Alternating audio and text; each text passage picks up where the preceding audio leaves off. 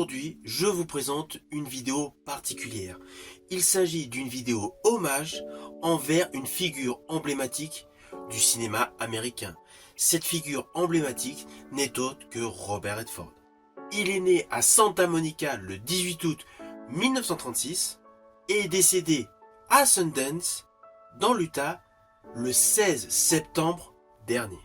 C'était un acteur, un réalisateur, un producteur, un artiste totalement accompli.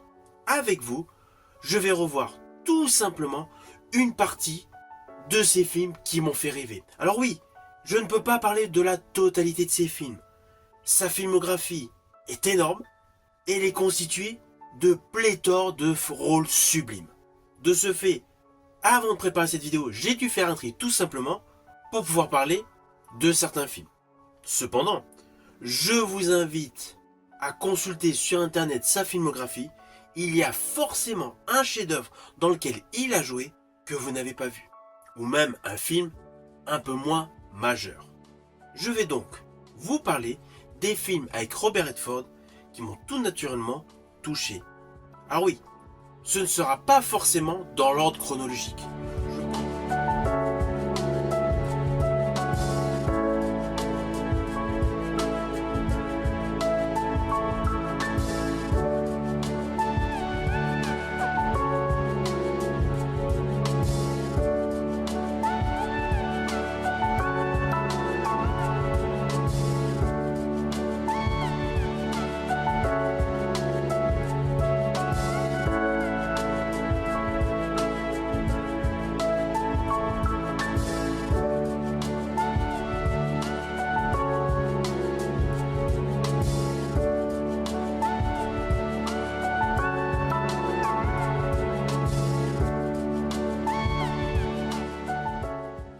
Le premier est incontestablement un film haut en couleur.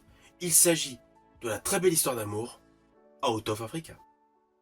Alors ce film Out of Africa est sorti en 1985. Il a une durée de 161 minutes. Il fut réalisé par Sydney Pollack avec une sublime musique de John Barry. Film relatant un drame romantique, mettant en vedette Meryl Streep et Robert Redford, sur fond de Première Guerre mondiale, au cœur de l'Afrique. Alors avant ce magnifique film sorti en 1985, en fait Sydney Pollack et Robert Redford avaient déjà collaboré à plusieurs reprises, notamment pour un western que j'affectionne particulièrement, c'était en 1972, Jeremiah Johnson. En 1975, ils avaient tous deux collaboré pour le film d'espionnage Les Trois Grands du Condor. En 79 pour Le Cavalier électrique et en 90 pour Havana. En fait, Sydney Pollack et Robert Redford ont collaboré à maintes et maintes reprises.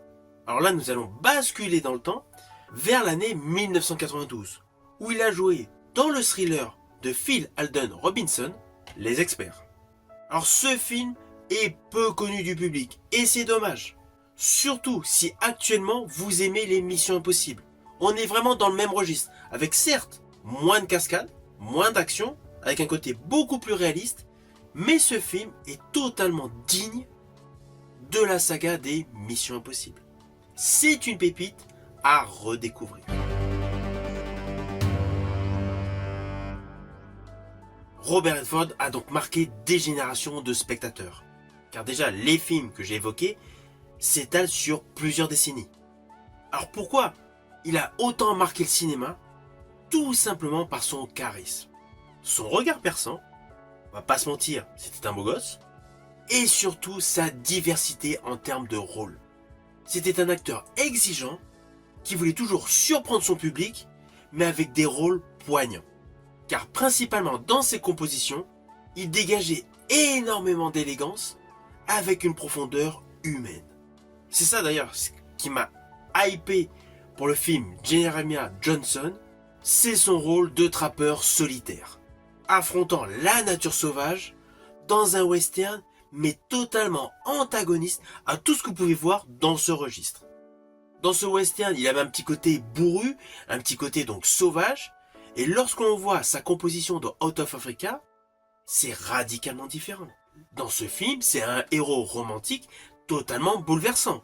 Alors oui, mes films de prédilection avec lui, c'est principalement des thrillers, des polars. Mais cela n'empêche pas que j'ai largement apprécié son talent dans tous ses registres. J'ai particulièrement aimé son rôle de général avec beaucoup de rigueur dans le film également peu connu du public, Le Dernier Château, sorti en 2001. Un film qui pousse réellement à la réflexion. Tout comme son rôle de militant vieillissant dans Sous surveillance. Film beaucoup plus moderne par rapport au début de sa filmographie, mais qui a une réelle trame scénaristique. Une composition inégalable.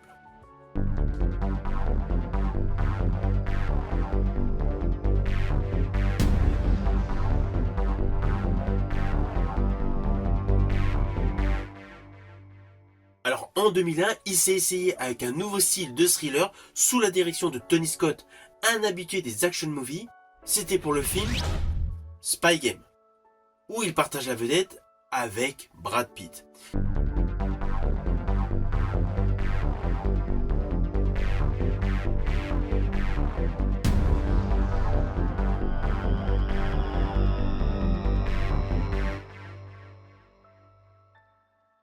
Brad Pitt qu'il avait dirigé auparavant en 1992 dans le très beau film Et au milieu coule une rivière. En fait, tout au long de la carrière de Robert Redford, il y avait un réel mélange de genre et de style. Il pouvait tourner un polar extrêmement sérieux et tourner en tant que réalisateur un film bucolique, comme Et au milieu coule une rivière.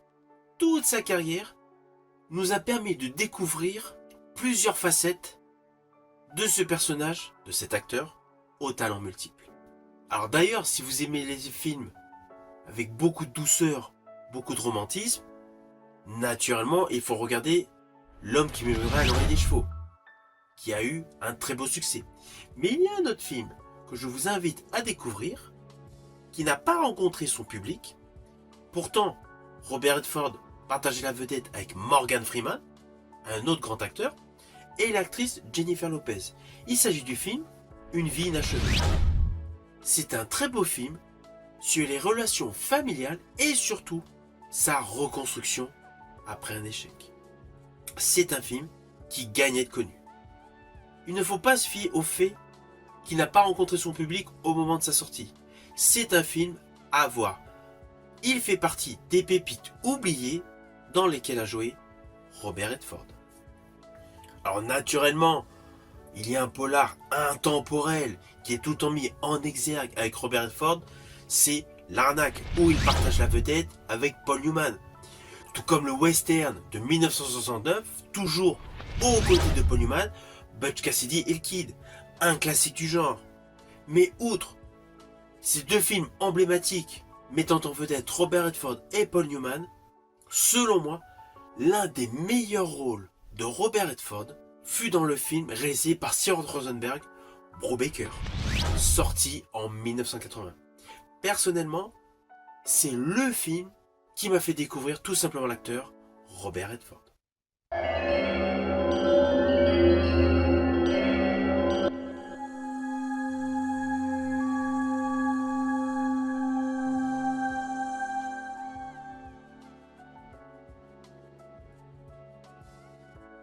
En fait, Robert Redford n'est pas seulement un acteur d'Hollywood.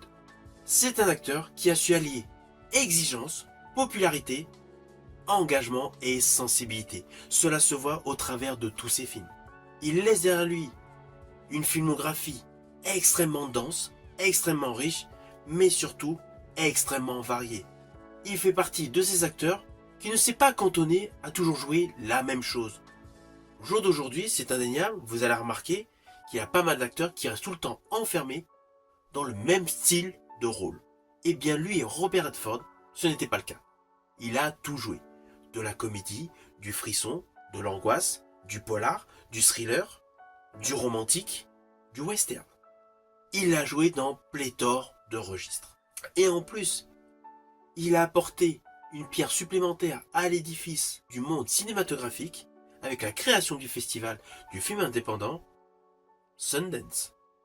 Festival qui a permis à pléthore de réalisateur, tout simplement de se faire connaître et de s'épanouir. C'est triste, Robert Redford nous a quittés, mais nous avons de la chance. Car derrière lui, il nous laisse un très bel héritage.